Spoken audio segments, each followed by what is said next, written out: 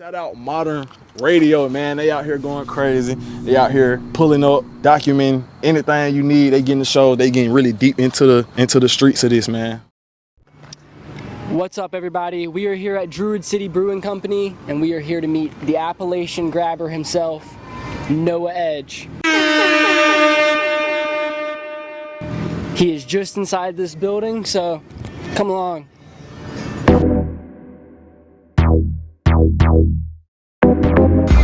I'm a little nervous. How you doing? I got some seats and y'all want some. This shit take your legs like you Lieutenant Dan. This shit expensive, more than just a couple bands. And they be taxing every time it switch your hands. It's inconspicuous, coming in a mini van. I want y'all to feel comfortable, like saying whatever, what's up, you know? Yeah, no, absolutely. We appreciate you sitting down with us and giving us some time too. Yeah, for sure. What's up, everybody? I'm here with a local legend, the Appalachian grabber himself, Noah Edge. Noah, how you doing today? I'm doing pretty good. I'm feeling good. Everything's going good, and I'm pretty happy about everything. We're at your home turf at the Druid City Brewing Company. Yeah. You do a lot of shows here. Can you tell us just a little bit about it? Well, Druid City Brewing Company is a really fun venue and restaurant and brewery. They make beer. Of course, I quit drinking a while ago, but I heard it's really good beer, and they're really good people. Pretty much, they do like regional music. One of the only places in town. They're like a hub for like being artsy and just doing creative people. All types of really cool people in here. Yeah, we've been to a couple of shows here. We'll throw some footage in, but they really do highlight the local music scene around town for sure. Yeah. What initially got you into music? Well, I think, I've always done music. I've always played guitar and was in a few bands when I was in high school, but nothing crazy, but I've always been musically oriented. I've been a great writer, even though I got some mental illness, I was like a gifted child. I had that high IQ, and it really manifested in writing. So, I know some of my songs can be sort of goofy and poppy, but you also got to look at songs written like Bury Me in the Leaves of Appalachia and, Spread My Ashes in Catawba Falls and pretty much that entire EP I did with Danny G Beat. Shout out to Danny. What's up? Shout out Danny G. Her ass fat and she got a good cookie, but she don't speak my language like Chewbacca the Wookiee. Nope. She told him I'm a bad guy, her friends mistook. Got 23 on the jersey, I'm that rookie. Ain't nobody coming in here to stop me. I own my own label, so I can't drop. She in the studio for sloppy top. I was cheating, but that bitch ain't cop. Danny G Beats, he's an awesome guy. Oh yeah, I bet. But yeah, man, that EP I did with Danny G, Your Moment, I think it's called. I do a lot of writing and stuff, and I think in this industry you got to be versatile. You got to write fun, catchy stuff, and you also can write some lyrical stuff. Yeah. And everything. And I think that's what makes it really fun is that my fans expect a mixture of things from me. A little bit of everything? Yeah. Well, how did you get linked up with Danny G? How did that come about? I think he might have hit up, or my manager may have hit him up, or anyways, they got in contact, and Danny G was like, hey, I'm going to give you a beat pack. That's dope. So he gave me 3 beats or whatever, and I used them and gave him one of the songs, and it was just great. And ever since then, me and him have been, pretty tight. As far as internet friends or whatever, just dealing with each other back and forth. I never met him in real life. Maybe someday I'll go to Detroit, but also Swano and just Cluner, I believe it's all Detroit scene, and I really, even though I live in Alabama and I really claim a lot of Appalachia. I grew up there for 20 years. Yeah. Detroit really messes with what's going on, and I appreciate Detroit. So shout out Detroit. That's tough. That's tough. What do you think? What do you think Detroit loves about it?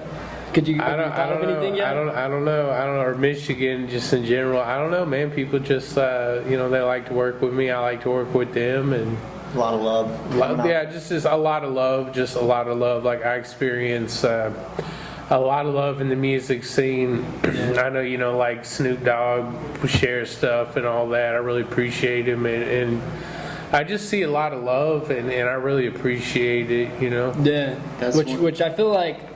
That's well learned, because that's a lot of your message. Is you just spread love and spread positivity around. I try to, at least. But he does good. I think that's something a lot of people notice about you too. It's like you're unique with your style and your music, but the positivity you spread is far beyond some others that we see, and that really stands out.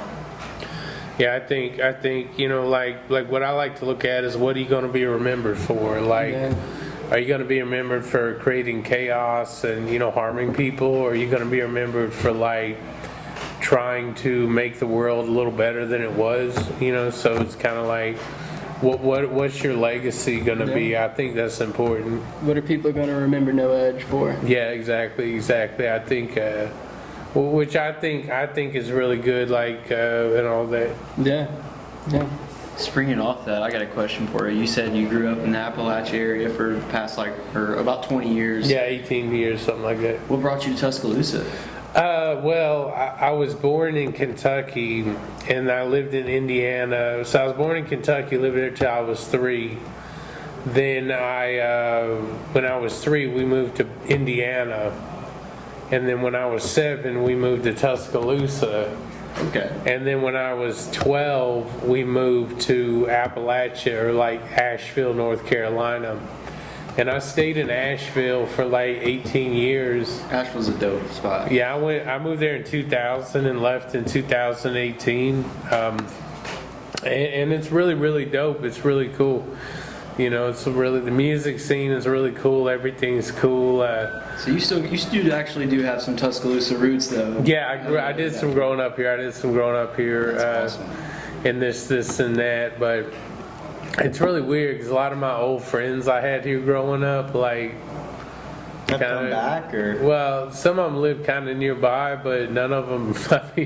I don't know. None of them really reach out too much. I've tried to reach out to them, but it's all good. Yeah. So going off Jackson's question, like, do you have more visions going back to Asheville, or you think you're gonna, kind of stay grounded here in Tuscaloosa? Well, at the end of the day, it all depends. And I know this is, because I make music for love, and I really want to show people that, like, even if you do have disabilities, you can do amazing things. I have a schizoaffective bipolar type, which is schizophrenia and bipolar at the same time, basically.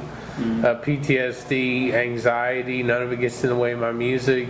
And then some doctors believe I am autistic, and I know a lot of people online are like, oh, but it's like, no, some doctors believe that, and I do a lot of behaviors like stimming and twitching and all that stuff, and I'm not trying to say nothing bad, but I'm not the best socially. Like, I'd be like socially awkward and stuff. But, so would you say music's helped you a lot with that? Yeah, I think it has. But but like I was saying, like, it all depends on the money. Basically, like, if I'm able to make, say, like a large income, then I'll be, let's buy a house in Asheville. But you got to understand, Asheville property is like California. Yeah, like, it's crazy. Like, like something that's $150,000 here would be like $600K over there. Yeah. So, and it wouldn't even be like a new build or nothing. It just, property's really expensive. So. It all depends on where the music journey goes, but I'm happy with whatever. Like, I'm happy with whatever happers. Yeah, that's awesome. What are some major differences between, like, the Appalachia region and Tuscaloosa? Do you see many? Yeah, there's a little bit of differences. I think people more conservative here, of course, and people. A lot of differences, just a lot of things going on. People being more conservative, being more this, being more that, being less open-minded to anything. Yeah, there's just a lot of that, but you know, I like both places. They're okay. Does Appalachia have much of a music scene going on there? Or? Yeah. Well, see, they had a hurricane like a little bit ago that like destroyed everything, and I don't know, man. Like it's like I got out of there, and then like a few years later, everything flooded. Like a bunch of people died or whatever, and it's like, dude, like.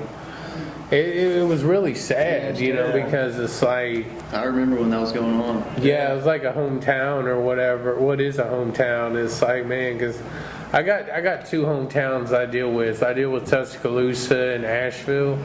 So I do rap for two area codes. Yeah. You know, I do 828 and 205. So it's like...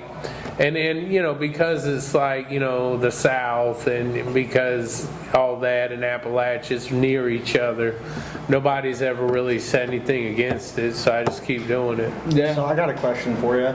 You know, some of your biggest songs are stemming from your roots in Appalachia. Yeah. Have you worked on any projects for Tuscaloosa? Do you have any plans on doing that? Has that come across your mind? I think I have a song called, was it Alabama Moonlight or something like that, or something like that. I have 160 songs in my catalog. Catalog. I got 165 songs in my catalog. This is called Alabama Moonlight, kind of creating an anthem for this town, though. I feel like it could pick up and.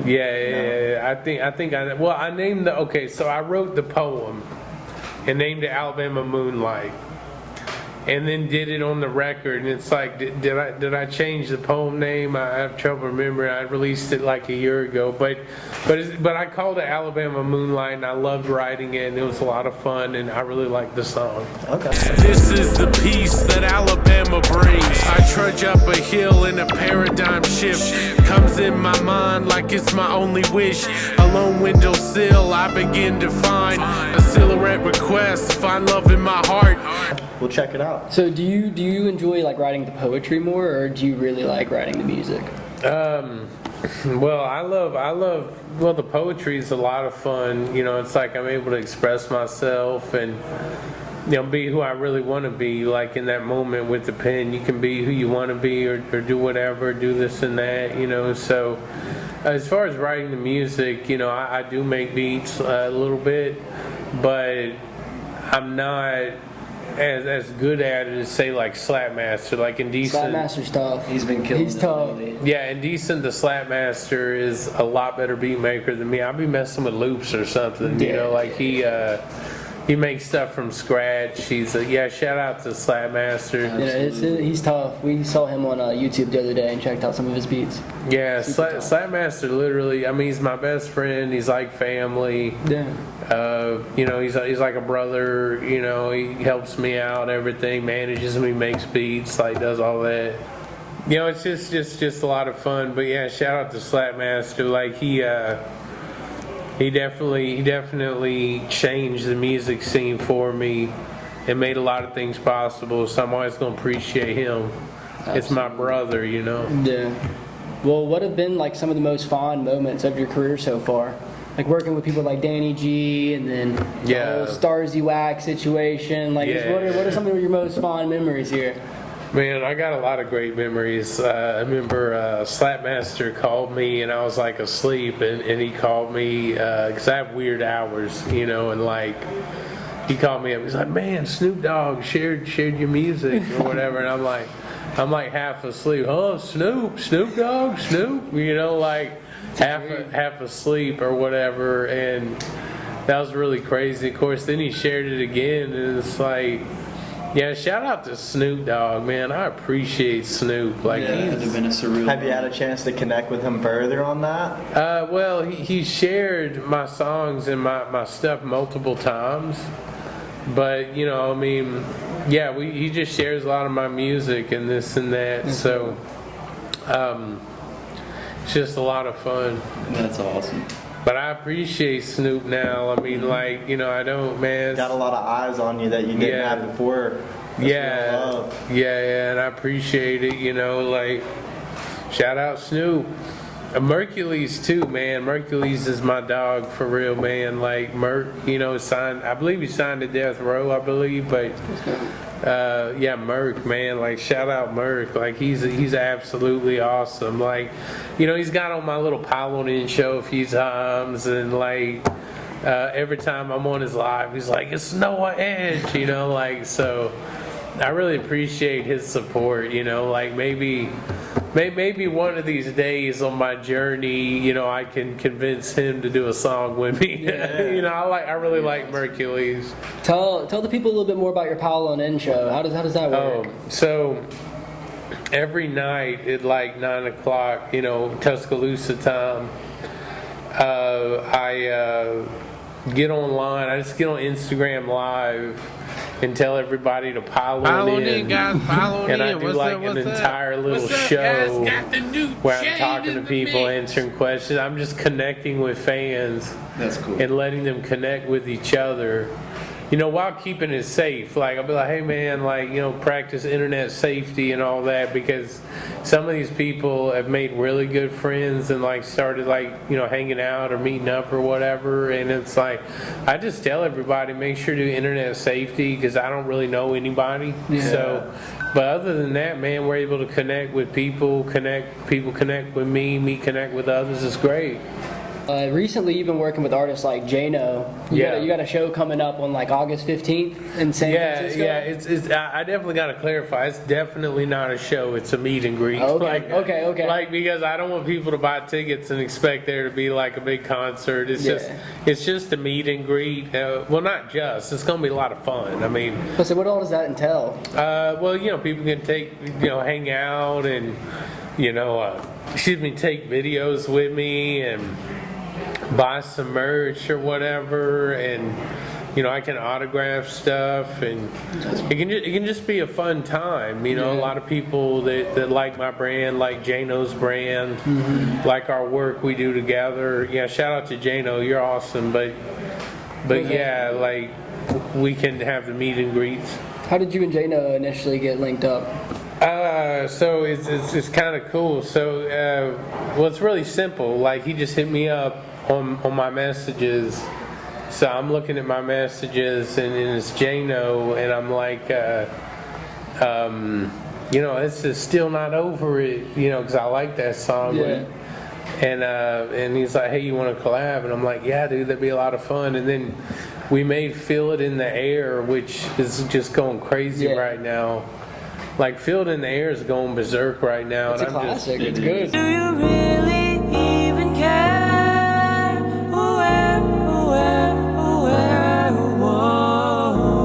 Hey girl, I've been waiting on the right time. No matter what I do, you are on my mind. Well, I'm just grateful for it. And the other thing, you know, is like, it's really good to have like multiple hits, you know what I'm saying? Because it's like, or viral, you know, because means you're doing something right. Yeah, like Bury Me in the Leaves went viral, This Is My Time went viral, The Plug went viral, Riz went a little semi-viral, Hey Girl, of course, went viral. Now Feel It in the Air is going viral. So I got 6 viral songs, as well as songs that went semi-viral. Yeah. But it's always good, because it's like, man, like I'm not a one-hit wonder. That's at least good. Yeah. People are seeing you. But at the same time, if you are a one-hit wonder, that's okay. Yeah. Like, I don't want to say nothing bad about people that just have one pop. Yeah. But, you know, it's good to have multiple, you know, songs, obviously, and it's just good for me to be like, man, I'm not a one-hit wonder, but at the same time, it's like, who am I? I'm just a little goofball or whatever, but I appreciate everybody's support. Yeah. Absolutely. I've always liked what you said in an interview one time. You were like, I love the support, but even like the haters, basically, it's like, I'm laughing. So it's like, it's still some support, you know? Nah, dude, I love the haters. Like, I just laugh so much. And like, have a good time, this and that. You know, and plus they're boosting my algorithm, so I'm not worried about it. You know, like, you'll take it. Yeah, I'll take it, man. What are some major differences you see with like the scene here and the scene out west whenever you go out to San Francisco? Well, it's a very different place, a very different climate. course, going to the West Coast, it's a lot of fun. It's just like like politically, a lot of it is the opposite of Alabama. A lot of people are liberal there, not all but a lot, and here a lot of people are conservative. So, you deal with a lot of different types of people, and I think that's what makes this a lot of fun. Yeah. Do you think a lot of your fan base? Do you think your fan base is more local, or is it more out west? It's everywhere, really. Really? A lot of people, even in like England or whatever. It's just a lot of support in Europe too. Yeah. You ever have plans on ever going out there, like going to Europe? And I may have to. It is what it is. That'd be really cool to see. Yeah. I've charted in a few European countries, so it's pretty cool. That's cool. No Edge worldwide. Yeah. So one question I had for you, you've obviously had the chance to work and meet all these great people in the music industry. Who would be your ideal person to make a song with? Do you have somebody that's up there that you're aspiring, to one day work with? Well, I've always wanted to work with Snoop because, I've just been so grateful that, he shared me in this and that. Mm-hmm. And, he shared Bury Me in the Leaves, and there was nothing funny about that. Yeah. So he shared it because he liked the song or something about it caught him. And then the other thing he shared was some humorous stuff. But at least I know it's like he's actually enjoying some of the music, obviously, and having a good time laughing, and I think that's awesome. And I think that would work. I think I could see the contrast there between his artist style and your artist style. Yeah. I think y'all could make a beat. It'd be really cool. I think it'd be good. We can make a bop, right? Yeah. It's huge that he knows you're out there already too. Yeah. Well, but I am going to say this though: if you get a song with Eminem, you've made it. It's over with. No, it's over with. It might be a little harder these days. No. If you get a song with Eminem, it's over with. Like I always thought that. I'm like, man, if you get a song with Eminem, it's over with. You made it so hard in the music industry. Like you've complete. You know what I'm saying? Like you've totally completed the assignment. You know what I'm saying? Like you get a song with Eminem, it's done. Like it's over with. What's your favorite Eminem song? Man, there's just so many. He has just so many great ones. It's just I just love his music. You're talking about he's got can't even count them. Yeah, he's got 20, 30, 40, 50. Yeah. I got a question for you. So aside not including music, what does a day in your life look like? Is there any other hobbies that you do kind of on a day-to-day basis that it's just something you enjoy to do? No, I mean, I just focus on the music, and it's like all day. So that's cool. I'm dealing with business from sun up to sundown. I have weird hours a lot. It's definitely a lot, and it's a lot of fun, and but it'll keep you busy. It'll keep you busy. I'm planning on going back out to San Francisco as we talked about, and it's just a lot of orchestrating stuff. Yeah. How often do you do meet and greets like that?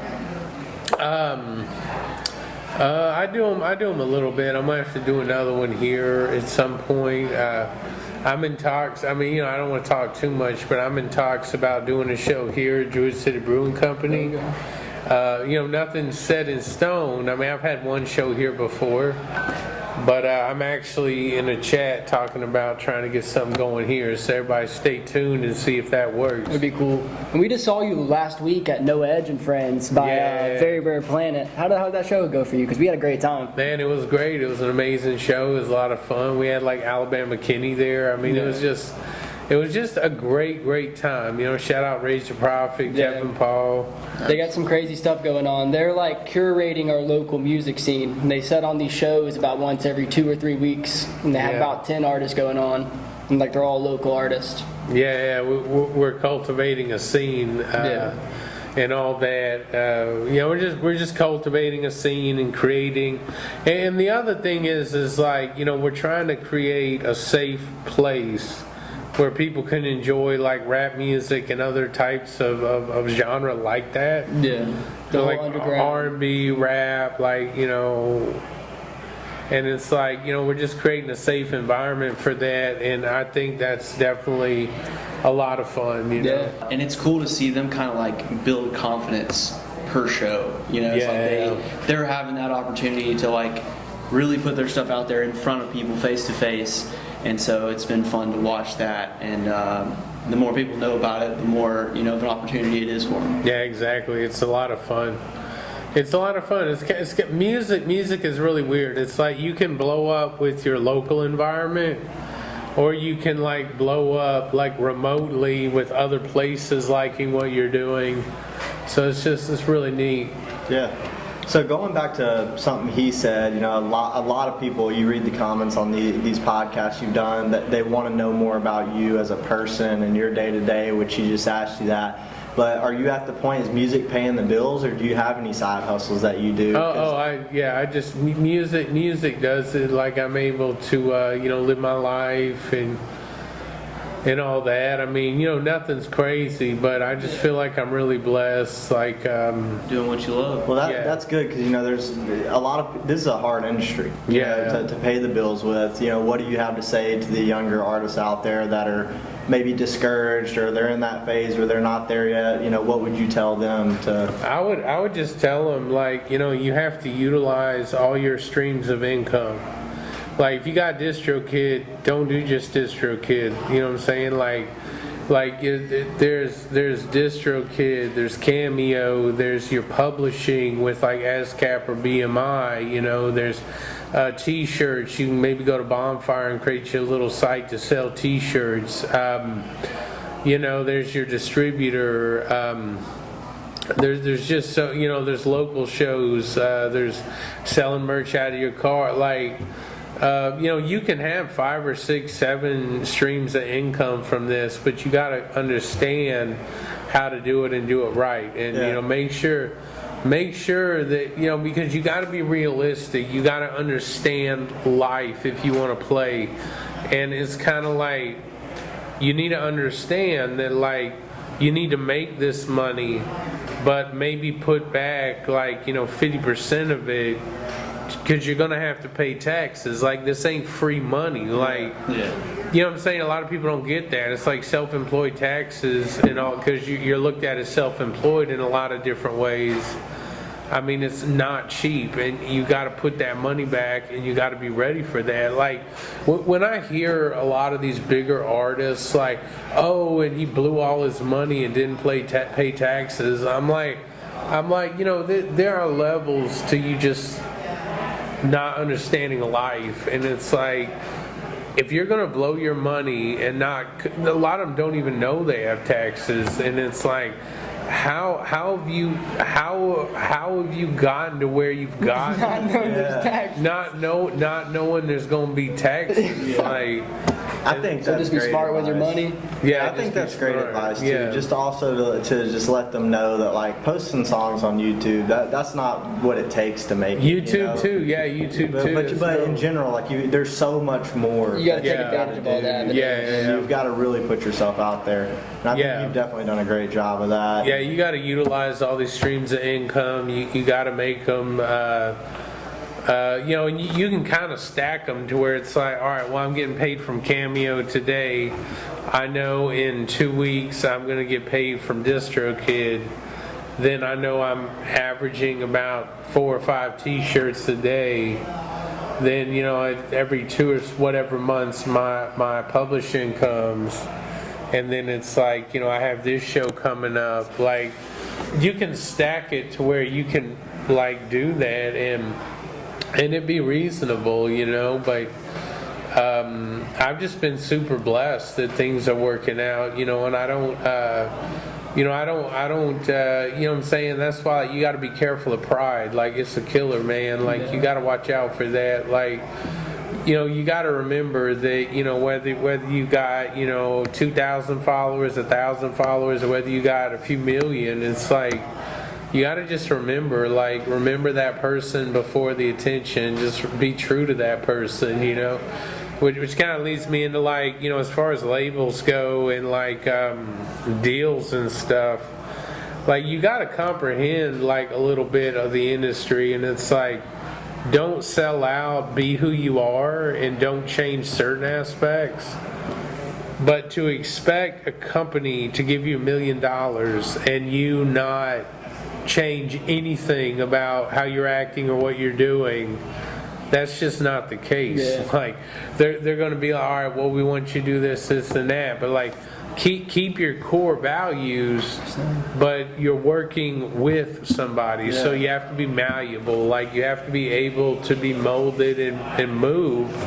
But don't like sell out who you are, but you got to remember that. Yeah. Is that something that you're actively working on? Like, would you sign if the number was right? Yeah, I mean, you know, I think a lot of artists, they get hung up on like, oh, I'm independent, or oh, da da da da. But it's like, if the money's right, the money's right. Like, why are we even like, you know, why would you even talk about it? Like, if the money's right, the money's right. So, you know, if I'm independent, making X amount of dollars, and you can sign me, and I'm going to be making like double or triple that, if you know. And they're, you know, I mean, I know that there's, you know, I know there's like, you know, you gotta recoup it and pay this back or pay that back, but it's like, yeah, but like at the end of the day, if you look at the numbers and you're making 4 or 5 times what you were making, and you get a good contract to where they're not gonna like change everything about you, you have creative license or whatever, why would you not do that? Like, Absolutely. yeah. So what would you say, if there's anything you can share, what are you working on right now? Do you have any big projects? Yeah, I got a big project. I'm working on a little bit, and hopefully it'll be out in the next 2 or 3 weeks, 4 weeks. I can get it out, but you know, more information coming, everybody. Anything you can tell us about it? I don't want to tell too much. Yeah, I don't want to tell too much. It's coming. Yeah, it's coming. It's coming. We'll just have to wait and see. Yeah, but see, people don't even know that. All right, So that's people don't good. People don't. Noah Edge dropping something new 2 to 4 weeks. Yeah. Be on the lookout. Yeah, you guys are the first to know about it. You know, besides, you know. Yeah, the insiders. Yeah. That's awesome. Well, we certainly appreciate you sitting down and sharing more about who you are with us. I think pretty much everybody thinks the best thing about you is how you are so unapologetically you. Yeah. Which is very, you know, special and rare in today's world with everybody conforming. So I'll let them take it away from here, but we did get something for you. Yeah. We did have a little present for you. All right, what'd you We get? got for you. I'll grab it real quick. It. Oh, there it is. Well, I'll help you get out of here. It's a little fragile. Dude, I love it. Appalachia grabber. Dude, it says Appalachia grabber. Dude, no, it don't. This is, how did you guys make this? Hey girl, been to Appalachia. Come to the mountains and I'll grab ya. Have you ever had your heart captured? Forget your past, it don't even matter. 3D printed it. Yeah. Dude, you guys, dude, I'm gonna have to like wear this. We gotta see each other. Yeah. It's a dude. perfect It fits, Heck yeah, dude. it says Appalachia. Appalachian grabber, dude. That is awesome, dude. I love it. Yeah, we really appreciate you speaking with us. Yeah, I just, if you guys are gonna shut it down now, I want to end with this. I want to say, look, everybody, just because you're disabled, or just because you're different, or just from like, you know, the area where you were born, or any characteristics about you, I'm just here to tell you that, you know, I did this while disabled. Yeah. So you got to remember that, like, just because you're different, or something's going on, or you know, you're born in the wrong side of town, or you know, you're poor, like whatever, you can do amazing things. You know, I mean, you definitely don't need to let other people dictate what you are or can achieve. You need to remember that you are in control and you can make your own destiny to a degree. Be careful who you have around you, be careful the choices you make, but you got to remember, you can do this while disabled, or you can do this while anything. You know, you can do amazing things, and just don't stand in your own way. Yeah. That's Absolutely. awesome. I think you're a walking example of that. Yeah. Absolutely. Thank you again. Yeah, we really It's been appreciate great. it. Yeah. All right, for sure. Put that crown on a shelf somewhere Yeah, and show put it it up. off, Let's go. man. Yeah. But we appreciate everybody for showing up, and I hope that y'all have a great one. Peace.